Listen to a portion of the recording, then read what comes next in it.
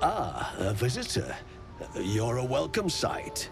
But let us observe the customs of the locals. The scholar's brow tenses. His voice spills into your skull, the spores connecting mind to mind. Blurg, proud member of the Society of Brilliance, at your service.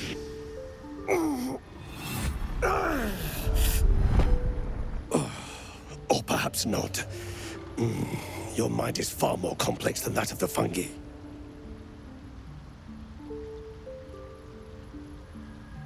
Understandable. We are small in number and rarely stay in one place for long. My colleagues and I are working to improve conditions in the Underdark.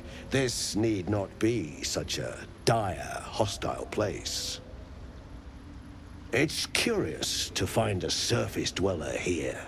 What has brought you down so deep?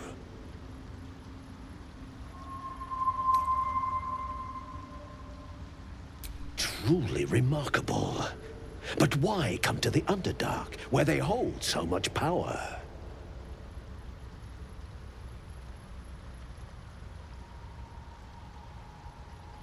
You were infected by an illithid tadpole?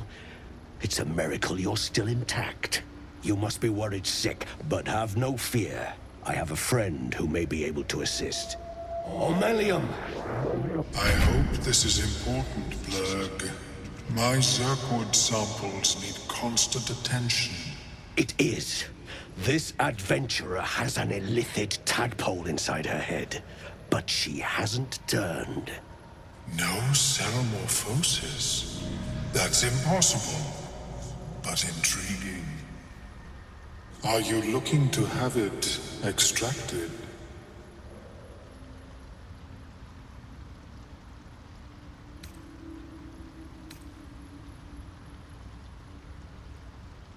I have broken free from the Elder Brain's yoke. I no longer serve the grand design. I ask that you refrain from violence, while I respect that your opinion of my kind may not change.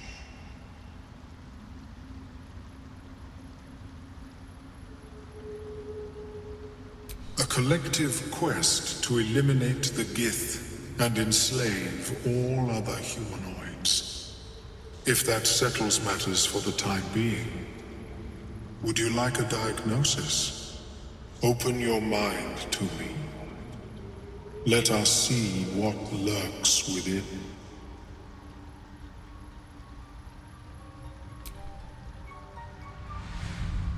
As Omeluum's mind pierces yours, the tadpole pulses with power.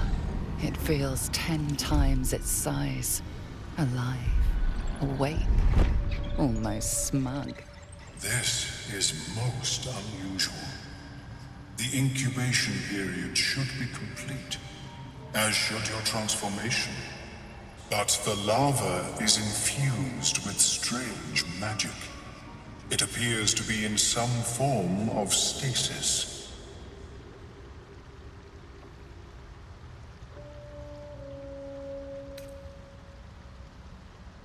I can only theorize, but I suspect your transformation would be both agonizing and instantaneous. I thought it was always agonizing, Omeluum.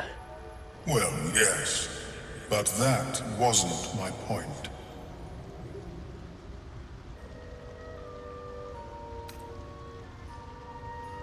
Of course. I am sorry I cannot assist you in its removal. But I have an idea. Oh, perhaps I should start taking notes.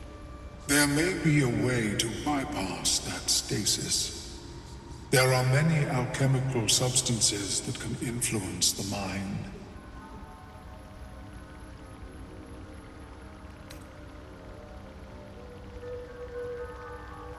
I do not intend to shatter its protection.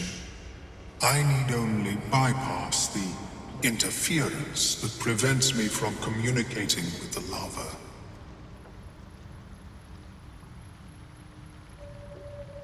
tincture distilled from a collection of rare mushrooms.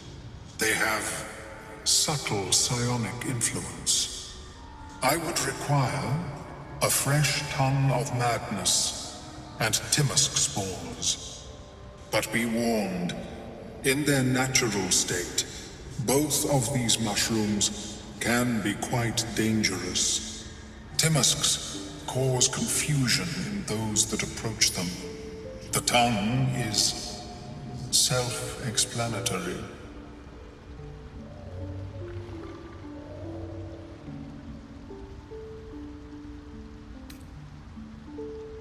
The Underdark, of course, although they are quite rare, and their discovery perilous. I imagine Lenore would have them in her possession. She served Mystra as a cleric.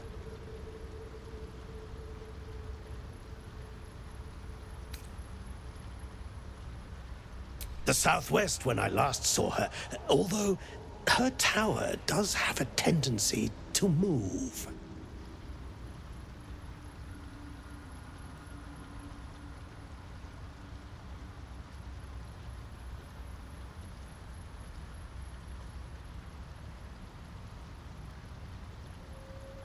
She is quite fond of her garden. Lenore has always been a lonely sort.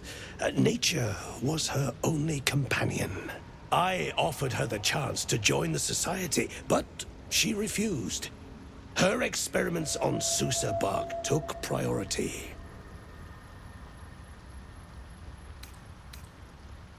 May your travels be safe and swift. I have never seen... Is my species evolving? I greet you, child of the sun. How has your search for the mushrooms fared?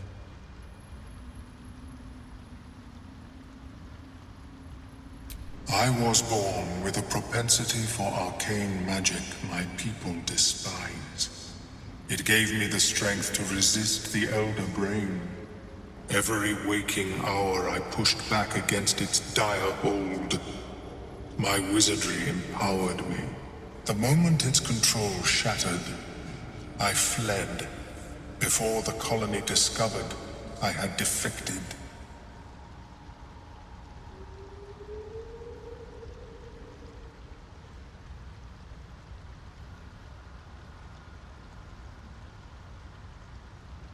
In the beginning, I had an arrangement with a lich. Excellent company, despite what one would expect. I required brains, he required souls. A perfect symbiosis.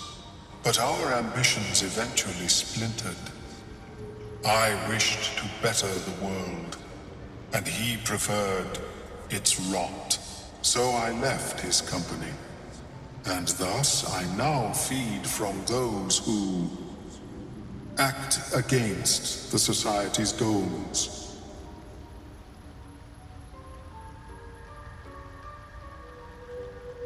Perhaps the peoples of the Underdark will be less inclined to violence if they comprehend the cost, yes?